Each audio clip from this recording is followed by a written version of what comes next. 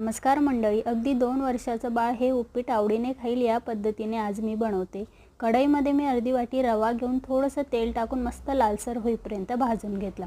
रवा साईडला काढून त्याच कढईमध्ये एक पळी तेल घेतलं। जिरे, मोहरी आणि शेंगदाणे तसेच बारीक चिरलेलं सगळं साहित्य लालसर होईपर्यंत परतवून घ्यायचं। चॅनलला नवीन असाल तर चॅनलला सबस्क्राईब करा, बेल आयकॉनला क्लिक करायला विसरू नका।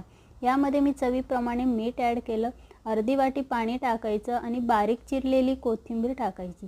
त्यानंतर आवडीप्रमाणे यामध्ये मी वाटाणा घेतला, तुम्ही गाजर, काकडी यामध्ये टाकू शकता। तसेच याला अजून छान मस्त चव यावी यासाठी मी अर्धी वाटी दूध ॲड केले। छान मस्त याला खळखळ उकळी येऊ द्यायची। भाजलेला रवा यामध्ये ॲड करायचा आणि कंटिन्यू ढवळत राहायचं। रवा छान कोरडा होईपर्यंत हे उपीट आपलं शिजलं असं समजायचं आणि गॅस बंद करायचा। अशा पद्धतीने पौष्टिक आणि चविष्ट आजचं उपीट आपलं तयार आहे। रेसिपी कशी वाटली एक कमेंट करून नक्की कळवा।